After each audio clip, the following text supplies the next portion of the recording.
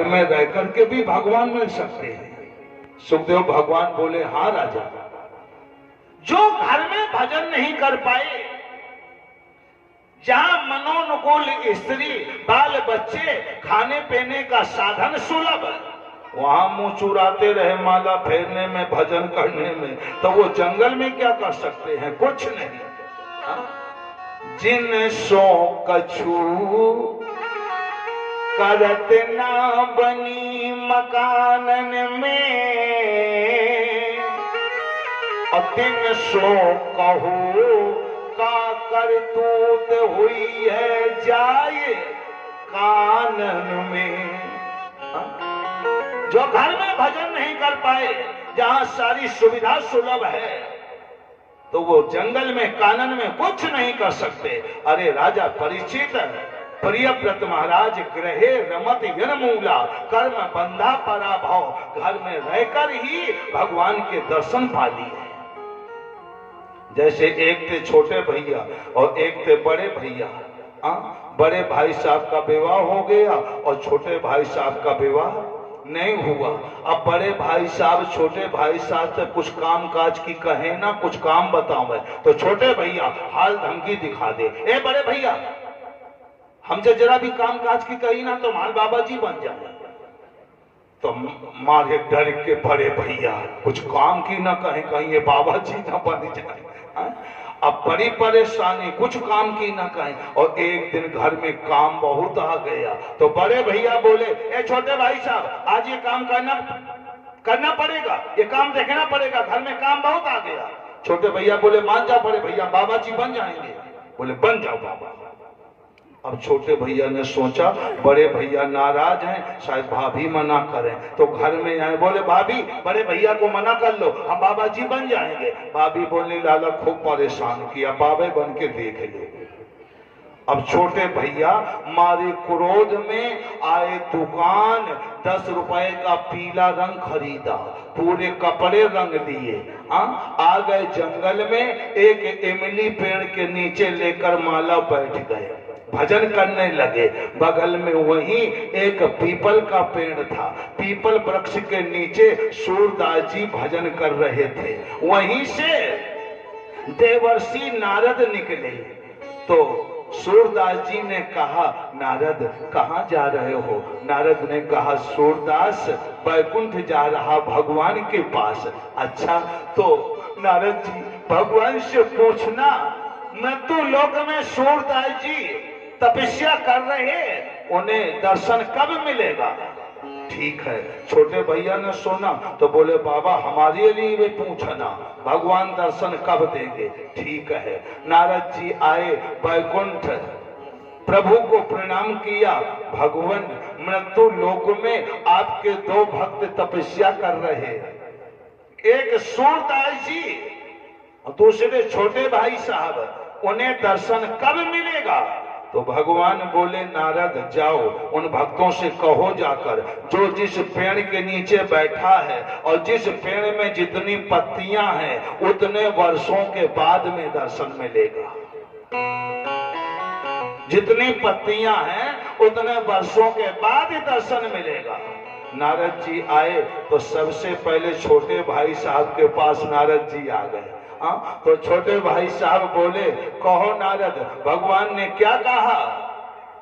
तो नारद जी बोले छोटे भैया भगवान ने कहा है तुम्हारे इमली के पेड़ में जितनी पत्तियां हैं ना उतने वर्षों के बाद में दर्शन मिलेगा। छोटे भैया को क्रोध आ गया, ये कोई बात रही भगवान की?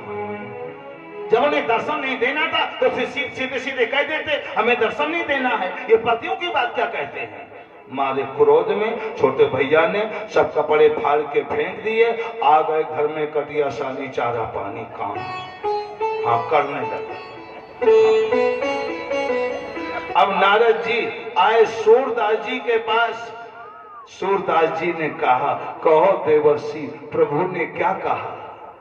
नारद जी ने कहा सूरदास जी भगवान ने कहा है तुम्हारे पीपल वृक्ष में जितनी पत्तियां उतने वर्षों के बाद ही दर्शन। सूरदास जी बोले पत्तियों की बात न कहो देवर्षि, केवल इतना बता दो भगवान ने दर्शन देने के लिए कहा है कि नहीं कहा है? हाँ ये तो अवश्य कहा है। आहा, बिन विश्वास भगत नहीं, और ते ही बिने द्रवई न राम, राम कृपा बिना सपन्यों न ले जीव विश्राम। कवन्यो सिद्धि के बिन विश्वासा, राम भजन बिन होय की भाव भय नासा। अब तो भक्तों सूरदास जी की सच्ची लगन, सच्ची आस्था, सच्चा विश्वास बजी खंजली सूरदास जी की, सूरदास जी चल पड़े। अब तो मोहि दीना नाथ मिलेंगे, आंसू बह रहे और मगन है सूरदास जी, भगवान मिलेंगे, भगवान मिलेंगे। अब तो मोहि दीनानाथ मिलेंगे।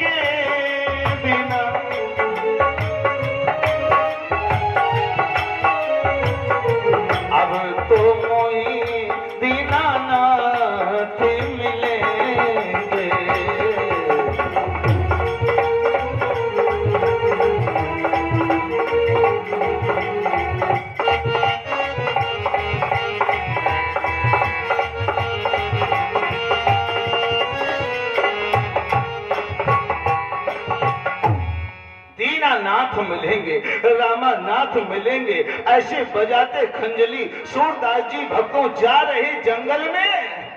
एक अंधे कुआं में सूरदास जी गिरने ही वाले थे, तब तक ठाकुर जी ने लगाई दौड़। बालक का रूप बना लिया, सामने खड़े हो गए।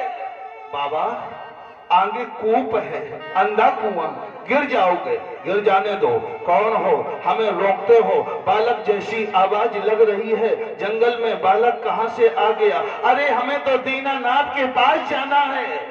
बालक बोला, अरे सूरदास जी आगे दीनानाथ नहीं है, आगे कुआं है, गिर जाओगे मृत्यु हो जाएगी। हो जाने दो, क्यों हमें मना करते हो? कौन हो तुम? आहा, भगवान को विवश कर दिया, भगवान को बताना ही पड़ा हम ही दीनानाथ है। तो सूरदास जी बोले, हम कैसे पहचाने प्रभु, हमें तो दिखाई नहीं पड़ता है। हम कैसे जाने कि आप दीनानाथ हो? तो भक्तों नारायण ने सूरदास जी को ज्ञान चक्षु, दिव्य चक्षु प्रदान किया, दिव्य आंखें दे दिया। अब तो सूरदास जी भगवान के दर्शन करने लगे। नारद जी आ गए, वारे प्रभु आप तो कह रहे थे जितनी पत्तियां उतने वर्षों के बाद में दर्शन, आपने तो एक ही दिन में दर्शन दे दिया। पत्तियों की बात सुन के छोटे भैया घरे चले गए, आपने एक ही दिन में दर्शन दे दिया। तो भगवान बोले, नारद प्रबल प्रेम के पाले पड़कर प्रभु को नियम बदलते देखा, अपना मान टले टल जाए पर भक्त का मान न टलते देख। सूरदास जी भगवान के दर्शन कर रहे हैं, भगवान दर्शन देकर के नाथ चलने लगे। तो सूरदास जी पीछे पीछे, नाथ अभी तो मैं अच्छी तरह दर्शन नहीं कर पाया, जा रहे हो? भगवान नहीं रुक रहे। तो पीछे से सूरदास जी आवाज लगा रहे, कहते हैं क्या?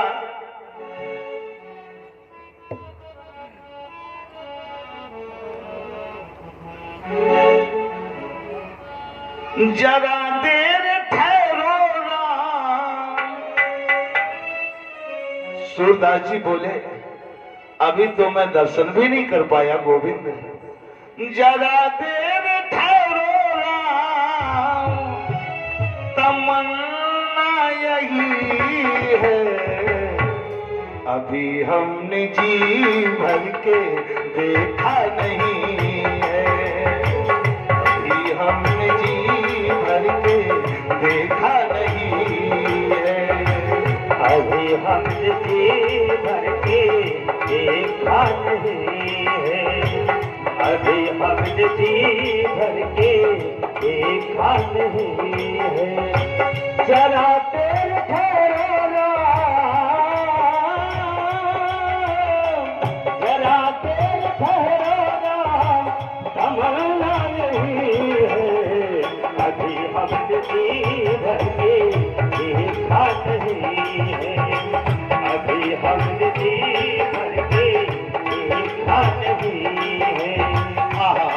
सूरदास जी पीछे पीछे जा रहे, गोविंद आगे आगे चले जा रहे, लेकिन कहाँ प्रभु रुक रहे। सूरदास जी मीठा मीठा बोला है ना दे रहे हैं नाथ, जरा देर ठहरो राम,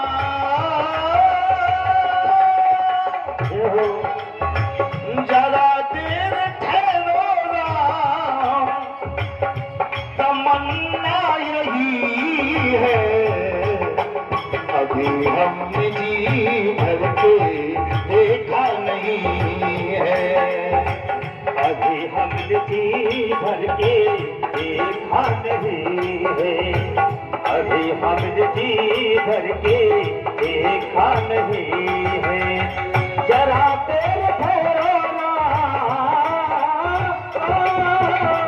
जरा देर ठहरो राम, तमन्ना नहीं है, अभी हमने जी भर के देखा नहीं है, अभी हमने जी भर के देखा नहीं है।